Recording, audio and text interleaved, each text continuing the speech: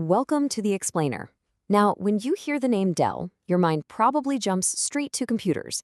But what if I told you that one half of that iconic partnership has built an entirely separate empire in fashion, philanthropy, and global health? Today, we're digging into the incredible story of Susan Dell. Right, so beyond that famous name, who is she really? Her story isn't just a footnote in a tech giant's history. It's this powerful journey of ambition and impact that absolutely stands on its own, spanning multiple, seemingly disconnected fields. I mean, just look at this. She has forged this remarkable identity across so many different areas, from being an elite athlete to a high-fashion designer, an entrepreneur to a global philanthropist. This isn't just a list of hobbies, folks. It's a portfolio of full-blown careers that shows she is so much more than a partner in a tech dynasty. So, how did she do it? How did she evolve from being that crucial grounding force in a startup to a global powerhouse in her own right? Let's explore the key moments that really defined her path, and we'll start with her very disciplined beginnings. Her story doesn't begin in a boardroom or a tech lab. It starts on the athletic field. Long before the Dell name was a household word, her drive and her discipline were being forged through a passion for sports and a really clear vision for her own career. So this timeline, it reveals a foundation built on three really distinct pillars. You've got the discipline of an athlete, the creativity of a fashion student, and the ambition of a real estate professional. Now, these separate paths would later come together, but it was actually her career in real estate that led her to that fateful meeting with Michael Dell back in 1988.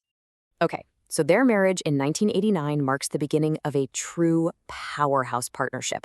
But this wasn't a story of one person being overshadowed by another. Nope.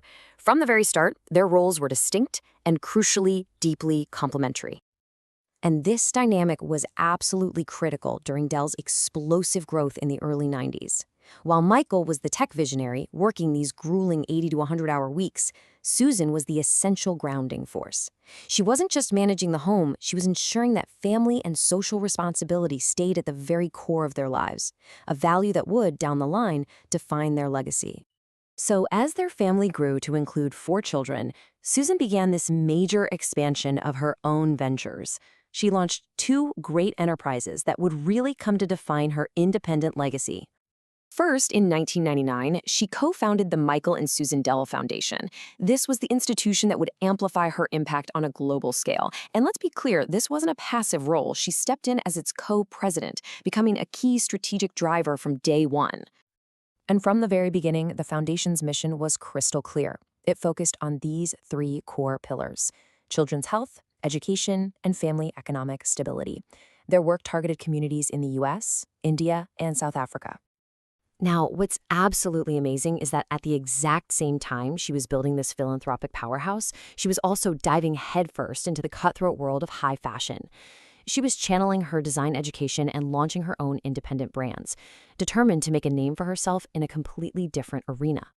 In 2000, she launched Susan Dell Inc., her Austin-based couture label specialized in these elegant evening gowns, and it quickly gained a loyal following.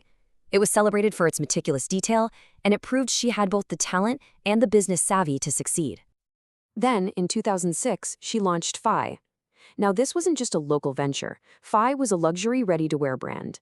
It was sold in stores like Bergdorf Goodman, and it earned praise from top fashion critics, establishing her as a serious player in New York's super competitive fashion world. So her success in both philanthropy and fashion wasn't just happening in private.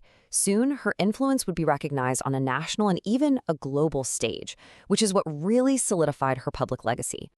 In 2007, President George W. Bush appointed her to the President's Council on Physical Fitness and Sports, and this was just a perfect synthesis of her passions, right? It brought together her lifelong dedication to athletics with the foundation's work in children's health. In that role, she helped shape national policy to encourage healthier lifestyles for America's youth.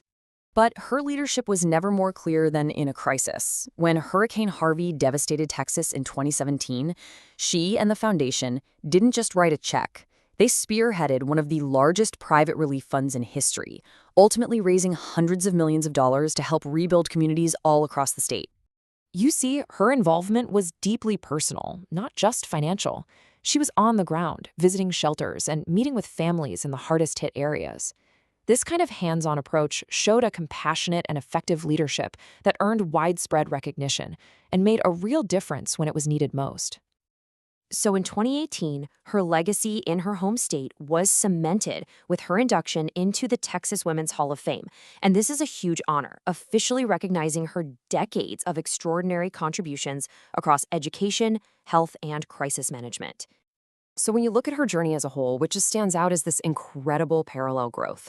She wasn't just one thing. She was simultaneously building multiple powerful identities: a foundational partner, an independent entrepreneur, a strategic philanthropist, and a respected public service leader. Ultimately, her journey leaves us with a really powerful question about partnership, identity, and what it really means to make an impact. It challenges us to think about how we can contribute to a shared success while at the very same time carving out a path that is uniquely and powerfully our own.